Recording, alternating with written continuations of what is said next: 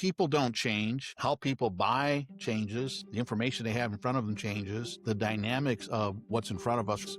And I think those are some of the biggest challenges that come to the consulting world, because in a lot of cases, people think they have the answers, and in fact, they do.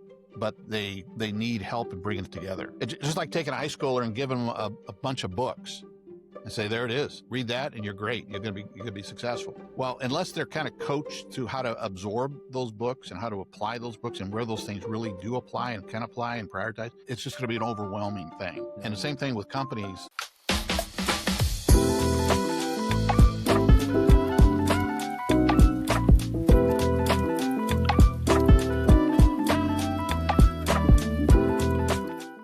In the coaching and consulting world, everyone talks about success, but few talk about what it really takes to get there. I'm Kevin Holly, and this is Coaches Unplugged, where we pull back the curtain and have honest conversations with the people shaping the industry. In each episode, you'll hear how top coaches and consultants built their businesses, faced their challenges, and continue to grow, both in impact and in mindset. No fluff, no pretense, just real stories, real lessons, and real talk about what it takes to build something that lasts. Today, we have the founder and president of MXL Partners, which is a Silicon Valley-based sales effectiveness consulting and training firm. With over 3 decades in high-tech sales, including roles at IBM, Storage Tech, and Gartner, he's become a respected coach, consultant, and speaker known for helping organizations build high-performing, no excuses sales cultures. He's also an author of 42 Rules to Increase Sales Effectiveness and No Excuses, A Better Way to Sell, where he breaks down practical, proven strategies for sales success. Please help me welcome Mr. Michael Griego to the show today. Thanks, Hello, Kevin. Michael. Great to be here. Thank you. Pleasure. So just to kind of for our audience, to get started, can you share a little bit about your role, Mike, and how it fits into the bigger picture at MXL? Sure. I'll tell you, Kevin, I've always been not a consultant, as most of us don't start out this way. I started out as a sales guy that then over time became a seasoned consultant with companies that help them to drive effectiveness across their organizations. And it's been a long run. It's been fun. I've learned as I go, and still constantly learning But we help companies get their sales act together and help drive efficiencies across their organizations. And a lot of companies need help. Definitely, I would agree. I'm sure that keeps you really busy these days, especially where companies are looking for new business.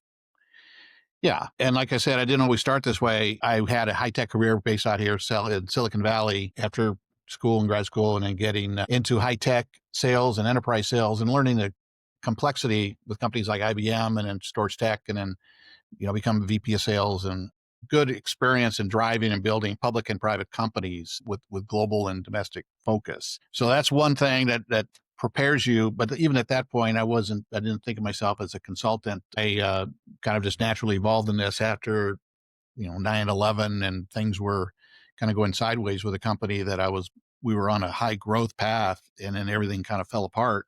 But I felt a nudge at that point to really go into and leverage my experience, which I thought was just as a seasoned sales leader, and help companies, particularly around Silicon Valley that I knew, and a lot of VCs and leaders. I started realizing there's a lot of people that needed help. They didn't quite understand. They thought sales was a black box. And I became a consultant, and I started building practices and tools and providing guidance to CEOs, tech founders, as well as their sales leaders as they grow companies and then establish companies. And I started recognizing everyone's got sales issues, revenue issues, they got operations issues, and we can figure out a way to help them. So productize that stuff. And now I go around and help companies to do that. So the last couple of decades been doing that. And in fact, my company, XL Partners, just recently got swallowed up by a private equity firm. So now we're actually Moffett XL. Let's call it MXL.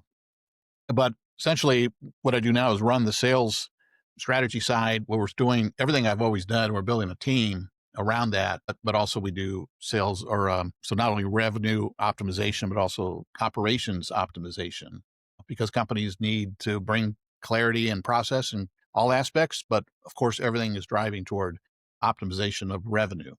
And that's what we do. And it's fun. Work with a lot of private equity funded companies as well as high growth companies, over $1 billion, all the way down to companies that are high growth, under $100 million and everything in between. That's awesome. That's awesome. So what does a typical day look like for you now? Working with the portfolio of companies that are kind of clients that are on any point of the spectrum of getting launched as clients or optimizing what they're doing, which involves a series of kind of pre-targeted kind of workshops and coaching tools and things that we're doing with teams, whether at the executive level and on down to the but helping them um, just be better. And just like anything else, repetition, coaching, this is really where I think the name of the game is. It's not an intellectual exercise.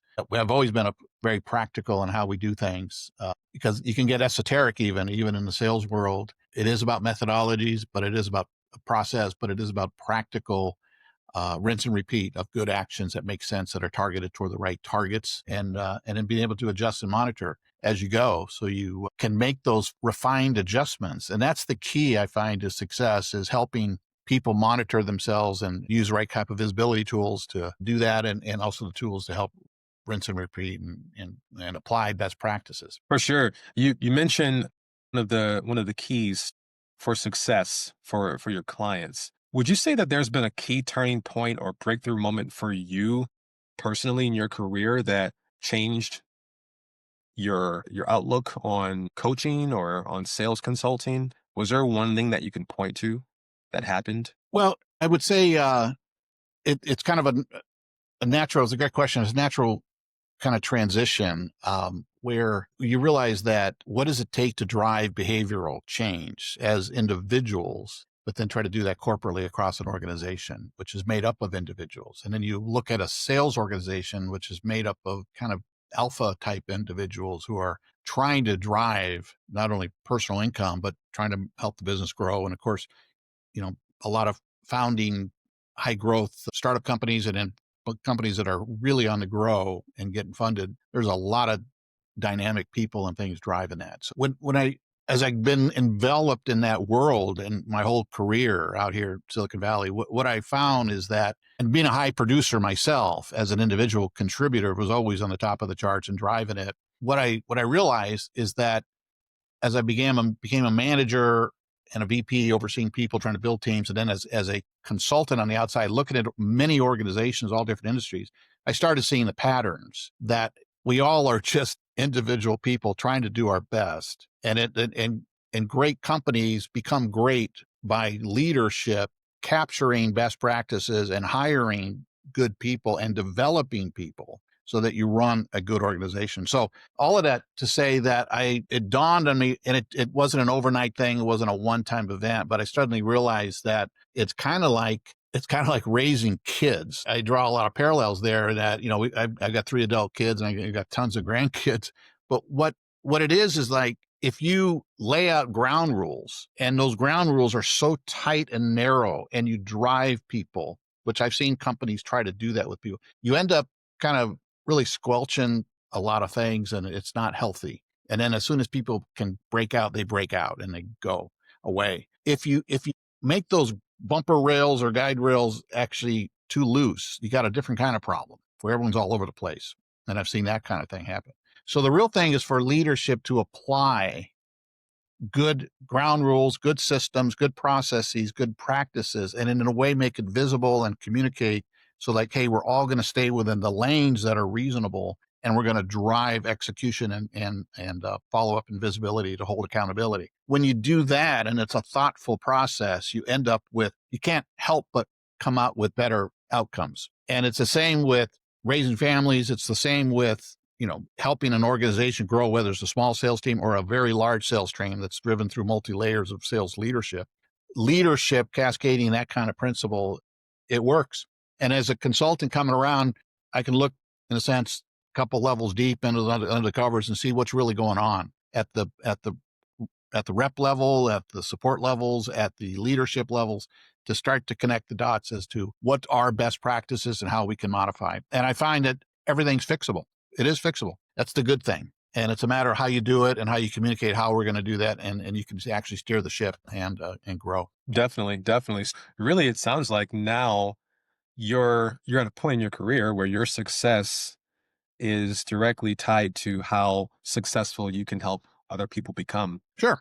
I mean, it is about growth and equity in a portfolio and continue to help other portfolio leaders and PE firms be more successful with their portfolios because they're acquiring and growing their platforms and they want success. And invariably, you've got challenges and issues with people and with systems and with processes and messaging and how things are done. But those are all things that could be and should be pulled together in a way that you can drive some standards and optimize behavioral change and leadership structure so that they grow. And when they grow, everyone wins. For sure. And you mentioned patterns, right? You mentioned patterns that you've noticed. Can you speak to what challenges you notice coaches and consultants are facing right now the most? What trends are you noticing? Well, it's kind of like back in the day when I first got into this thing. I realized you could be really smart and you can have a lot of experience. And what you often will default to is what you've done. And so in a sense, consultants who just rest on what they've done and the patterns and the habits and the tools and things they do, that may be fine. But at some point, if you're not really aware of those dynamic changes and trends in the market, then you're not adjusting. Then that's going to be a problem. And so, in a sense, I think the biggest challenge for consultants is to not be 1990s, not be 2000, not even be 10 years off or 5 years, because everything's moving so quickly. When it comes to not so much methodology knowledge and understanding of kind of an IP or what's really happening from the trends that really drive effectiveness from how we engage with customers and manage execution of enterprise, either complex sales or simple type of sales, or even through kind of even commodity and processes. And all of that, we got to stay current on that. But people don't change. How people buy changes. The information they have in front of them changes. The dynamics of what's in front of us from a tech standpoint changes. And I think those are some of the biggest challenges that come to the consulting world, because in a lot of cases, people think they have the answers, and in fact, they do, but they need help in bringing it together. It's just like taking a high schooler and giving them a bunch of books and say, there it is, read that, and you're great. You're going to be successful. Well, unless they're kind of coached to how to absorb those books and how to apply those books and where those things really do apply and can apply and prioritize, it's just going to be an overwhelming thing. And the same thing with companies. I was VP of sales when Salesforce.com went in the cloud, right? So I've always been working with Salesforce and other types of CRMs, but went to cloud. It's a different type of thing. But I remember a lot of people thinking that was now the answer for sales teams. Now we got it figured out. All you need to do is install these types of CRMs and put your data up there, and you're going to be fine. Well, of course, we know that's not the case. There's so many elements, and I've seen over the years many weak and poor implementations of these CRM systems. I've seen them optimized. There's a way to do it, but it takes leadership within the company. It sometimes takes outside help to help people figure that stuff out and to drive it like a machine. So I think the biggest challenge is, particularly with tech, AI, platforms, proliferation of information all around us, overwhelming us and overwhelming the customers with solutions and ideas and options they have. That's one of the biggest challenges. So there's still, I would maintain, a need for people to have people they can rely on or talk to and bounce ideas off and help implement things that is changing for all of us. And Definitely. yeah, How have you been able in MXL? How have you all been able to navigate some of those challenges, I think one of the key obstacles? Yeah, key things is because we're close to, one thing I've noticed in my career when I got into larger accounts, you get into some sophisticated, cool things with how customers at very large scales are doing things. But there was always a new business element in what I did as a salesperson or a sales leader. So I always had that healthy mix of managing large count at the same time being close to new business and high growth types of smaller businesses. Having that flavor balance was, I realize now, was very helpful. And of course, all my consulting career has always been, I've got the goods to be able to walk and manage with large accounts and hang with them and do what they need to do and help them. At the same time, with a close touch to high growth, dynamic, new tech type things going on, or companies that are high growth, but maybe haven't necessarily been schooled on all some of the key fundamentals, but they're quick studies and they'll learn it. They're great experienced sales teams and organizations and leaders. But when you teach them the stuff, they adapt very quickly. So I think it is about staying current, staying close to new dynamic things and not getting so in the clouds that you kind of lose touch of what's really going on in the ground. For sure. And you talk about some of the shifts that we've noticed in the areas of technology and client expectations and AI, things like that. What would you say, what's working really well? It's a two-part question for you, Mike. What's working really well for you right now? And what's one thing that's been frustrating? Well, I think the frustration is actually in the adaptation of what's actually started to work really well. And that is on the information flow, whether it's coming at us through AI or through just all kinds of sources, data, systems, there's just an overwhelming challenge to sort through it, understand, prioritize, think through what's best, what's mediocre or average, what's the way to do it, and also integrate it. So those are all dynamic challenges we've always had. Now it's even challenging because you got so much of it. But if you kind of have a general theme of what you're trying to do, you can almost kind of suss through all that and come up with it. But that's a challenge in itself. But then what you get on the outside of that outcomes, there's tools and refinement that you can then take to clients and help them do the key fundamentals we were always trained to do. And you're just using newer technology to help people do what they need to do. And that is to practice things and coach them to improve. And, it's one thing I've learned, over the years, being a dad and all that, I've always coached my kids in things. I've coached, pony baseball and I 13, 14-year-old boys, as well as Pop Warner football. I've coached soccer and all that. I think now I'm coaching some of the grandkids. Just won our championship this season. So for Congrats. under 11 girls. But the thing that's funny is you could take a random group of kids and, maybe a stud or studette here and there, but you can actually develop them into a team. And I've seen the pattern over and over again. It's not rocket science. It's about execution of fundamentals. Teach fundamentals. Let's practice, practice, practice, practice. Let's put it in a game situation. Let's practice, practice. Let's see, let's step back, do kind of classroom, look at the big picture of what's dynamic. Let's walk through some things. Let's execute some plays. Let's get some feedback. Let's try it in the game. Let's make some halftime adjustments. Let's practice, practice, practice. Next thing you know, you win games and you win championships. Same thing in sales. You practice, practice, practice. Use these tools that are available to help you practice fundamentals, but you got to teach the good fundamentals. And what I'm finding is a lot of people have drifted from fundamentals. And a lot of people do not teach those in a way that was the way I was grounded in. And I think it's not like it's a lost art. It's just there's a tendency maybe to stray because there's too many shiny objects from good fundamentals that are going to move the needle in terms of driving new growth business and sustaining high renewal rates and customer satisfaction. For sure. For sure.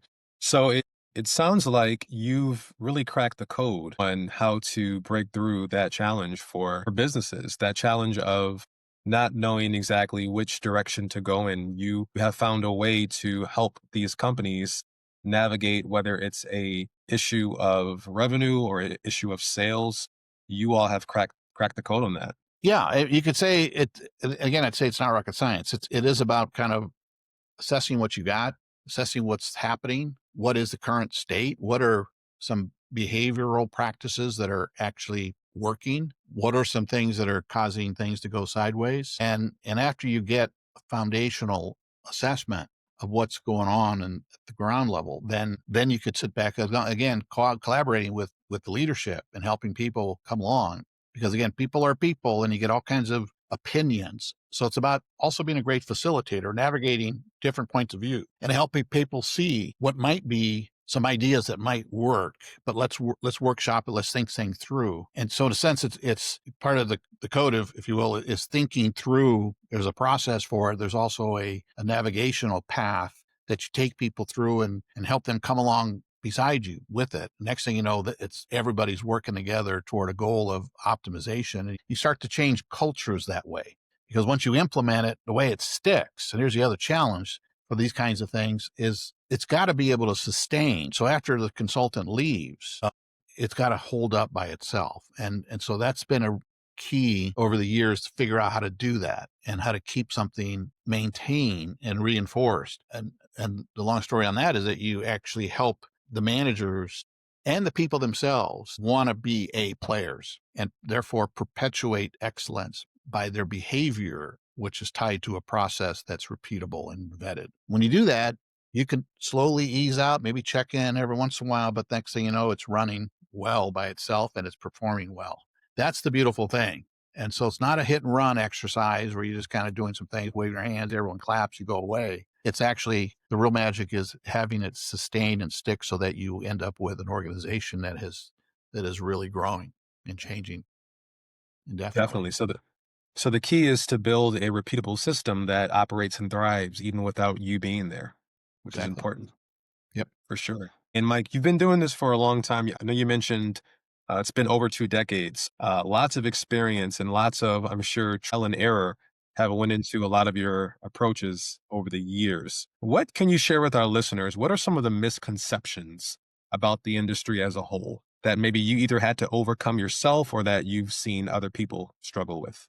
Yeah, good question. In sales, it's interesting. There's a lot of misconceptions about sales, even today, less and less than it used to be. But there's still a lot of people that were mystified by it. They thought it was all personality and that you needed to be the backslapping, happy person. And they think it's about selling cars and all that. And of course, a lot of people got past that. And now it's actually changed to where a lot of people think now sales is just dials. You just move around, hit some buttons, and things can happen just through websites and things like that or automation. And that's kind of going the other way, too far the other way. But it really is some of the misconceptions about sales being a mystery and being some kind of secret sauce is not necessarily true. What you realize is that sales is a process. There's a science to it. When you really study kind of methodology, the evolution of methodologies, they're all variations on a theme that has been all about identifying target customers, making sure it's in the right space for your product offerings,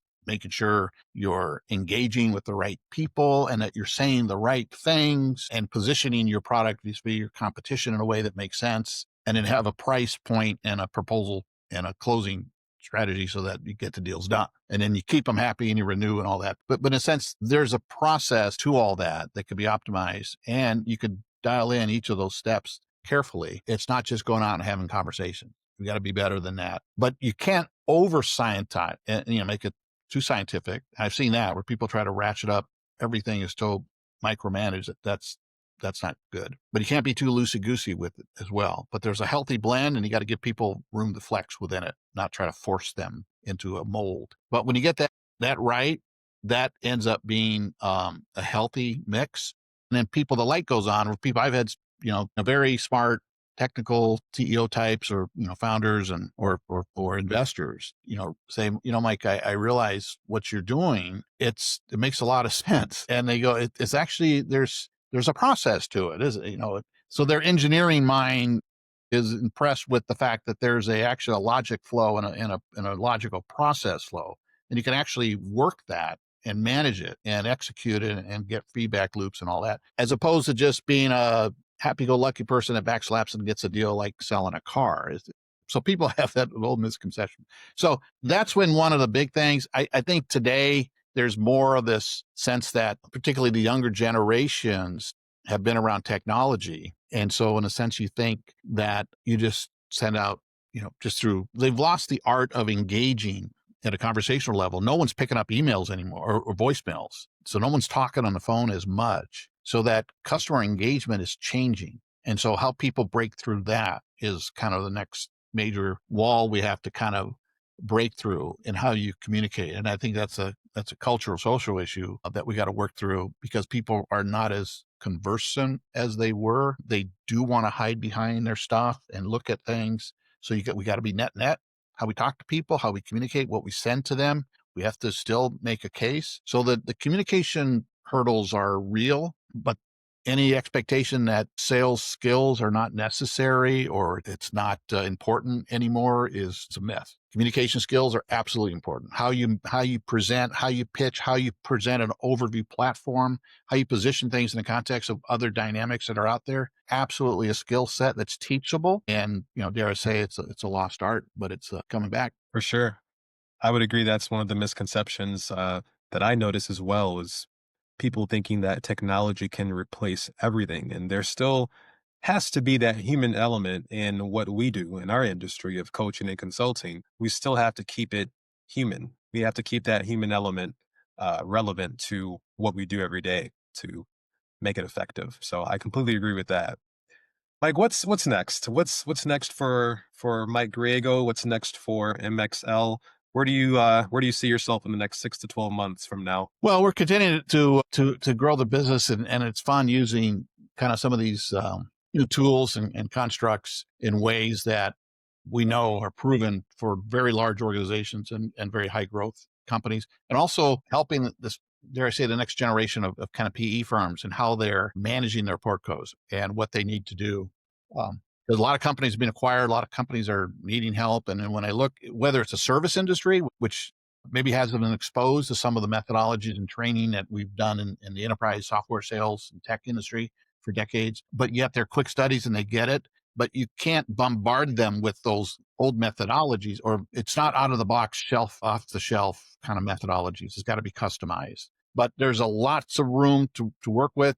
What we're doing is helping those kinds of companies get it together on the business dramatically and helping implement tools. And so myself personally is building that type of structure and guidance, and also helping develop other Mike Griegos out there and other people that get into this business and have tremendous experience that they're bringing into it, and helping them leverage that experience and use the tools in a way that's helping them help others to grow and prosper as well.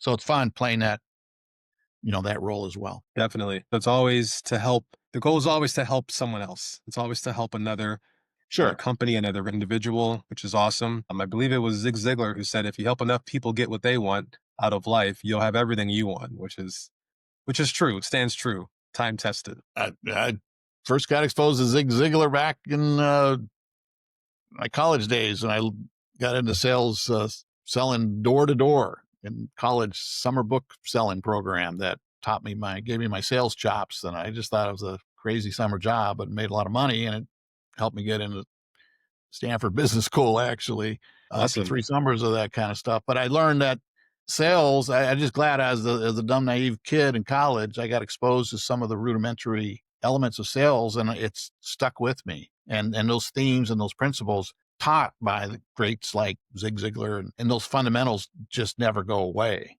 How they apply can be tweaked over time, but it is all about helping people improve and get better. You find that that's a great thing, not only rewarding for you, but also to help them be better, and they'll help other people as well. For sure. For sure. Definitely. It's very humbling, I guess, is the word to be in a position where you can help someone else achieve their goal. And in return, you hit all of your desires, you achieve all of your desires, all your goals, all from helping someone else, which is awesome. If you had a magic wand to, I know you mentioned your goal is to help more other small businesses achieve their whatever their X is. Yeah, if you had a magic wand, or let's say you had a genie, right? And they were able to fix one thing that you're experiencing in your business that's holding you back or slowing you down from accomplishing that. What would that one thing be? What's that one thing in your business that you wish could be fixed overnight if you could? Well, I think it comes down to a scale thing. I think it's about how to establish the foundational base so that we can snap in people to hit the ground running and continue to prosper and grow themselves with a process flow that can just scale. And that's it, because in a sense, the things that we do, in truth, so many companies need it, whether they're, 5 million or going to 10, or 10 going to 20, or 20 going to 50, 50 going to 100 million, or 100 going to a billion, or a billion going to 50 billion. All along that spectrum, people have sales revenue issues, challenges, dynamics, messaging, process, people management issues that need help. And we've got the goods to help them do that. And it's a matter of, with the magic wand, as you say, being able to scale quickly to address all that, because it's all out there, and it's fun helping companies get better. For And sure. like I say, with the private equity firms that we work with, helping them get better, because they're full of operators and people that have tremendous experience, but helping them do some of the stuff or see some of the stuff that we see, and them getting behind it. It's a beautiful thing when they support us as well. Absolutely. Absolutely. That's awesome. And Mike, we have a couple more questions here. We are almost at the end of our time, unfortunately. It's been great listening to all of your insights and all of your experiences over the years, and thankful that you were able to share that with our audience today. For our final question, what advice would you have? You've shared a lot. You've shared a lot of golden nuggets that I'm sure our listeners will take and be able to apply immediately. But what is one final piece of advice that you'd like to share? Perhaps it's a newer coach or consultant listening in today who maybe they're just looking for just something, things are changing rapidly. They have one or maybe two bottlenecks or potholes that they're trying to overcome in their business or in their company to get to the next level. Or maybe it's someone who's been around for a while. They've been at it for 15, 20, even 25 years, and they're in a similar situation as far as they're trying to navigate all of the changes happening around us, post COVID now, and they're trying to get to that next level. What's one word of advice or one, I guess, final piece of insight that you would like to bring all this together with? Well, Kevin, that's a big question, right? That's a good question. To think about it, I'd put it this way: everything in life kind of comes down to kind of a personal drive and approach, and how they mentally deal with things and go at it. Uh, I learned a lesson a long time ago that that as you go through life, there's all kinds of hardships and challenges and issues and roadblocks and things like that. And there was, in fact, I learned it as a naive, dumb 19-year-old kid doing a book selling program for 3 summers while I was at Occidental College. But I learned it out in the book field with a company in Nashville, Tennessee, that hired these dumb 6,000 kids every summer to do this crazy job. But there was one leader that would get up every year in front of thousands of kids in an auditorium, and he would repeat a phrase. It was such a powerful phrase for me that it actually ended up being a key part of the element of my last book. No excuse is a better way to sell. Because here's what he would say, and here's the advice I give: that no matter where we're at in life, experienced veteran or just kind of starting up and going through it, in the sales world or outside of sales, he would say there's two types of people in this world. There are those that make excuses and those that find a way. Now, he's saying that in the context of a bunch of kids who are scared to death. They're about to go out and do this door-to-door book selling thing. Hit the door at 8 in the morning to Mrs. Jones, 9:30 at night, 6 days a week, and then do it all summer away from home. Most kids quit. There was a huge dropout rate. I did it for 3 summers. But I remember looking at my buddy, who's a roommate of mine that would come out from California, and we looked at each other, and I looked at, and it was like my thought, and he looked at me, like we nodded our heads, like, let's be those guys that don't make excuses. Let's go for this. And it's like one of those, And I was like, yeah. And sure enough, and as this big leader said, that, hey, you're going to run into all kinds of reasons to make excuses out there in the book field. There's going to be all kinds of problems. However, two types of people: those that make excuses and those that find a way. So from that point on, I realized I'm going to be the type, not only in this crazy book job, but I'm going to, in whatever my career is, it's always been on my mind, whether at IBM or Gartner or all these companies, like there's always problems. There's always challenges. But you know what? There's two types of people: those that make excuses and those that find a way. And I figure I'm just not going to be the excuse guy. I'm going to be the one to figure this thing out, and you got to kind of work it. So hence my book, No Excuses. And when it comes to sales, no excuses. There's a better way to sell. And of course, there's problems, there's issues, there's challenges, but you know what? No excuses. There is a better way. You just got to work it. And I would apply that to anything, whether you're a consultant or doing anything coming up the ranks. How you approach things mentally in terms of mental toughness, and not making excuses or pointing fingers, but just, let's get this right. Let's work it. There's always a way to work it and find a way. So there's my advice on that. Beautiful, beautiful. Very, very well said, Mike. I appreciate that. Last, I do want to mention, I know you've written at least 2 books. If you just want to share with our listeners where they can find the book and purchase it, and also if there's any social media or website that you would like to mention where our guests can keep up with your latest content. Sure. Sure. Yeah. Thanks. So the books you can find on Amazon. You can look under my name, Michael Griego, but No Excuses, Better Way to Sell, which is a really, I mean, it's just there's a lot of good stuff in it that really gives you all the elements of not only driving it from a management standpoint, for from a salesperson, for newbies or for people that are veterans into it, or for investors. It's the same thing.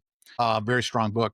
And then the other one I wrote about 10 years ago was the 42 Rules to increase sales effectiveness. And that's another one that it's shorter. It's a quick read, but the publisher wanted 42 rules, and I wrote those out very carefully, thoughtfully about how to think as again, a rookie sales rep, a veteran sales rep, a VP of sales, a CEO, or even an investor. All that's in it. So it's a quick nugget of a great book, 42 Rules. Those you can get on Amazon. You can reach me. I'm Moffett XL, Moffett, Moffitt XL.com, Michael Griego Moffett. You mentioned at the beginning, Mike or MXL Partners.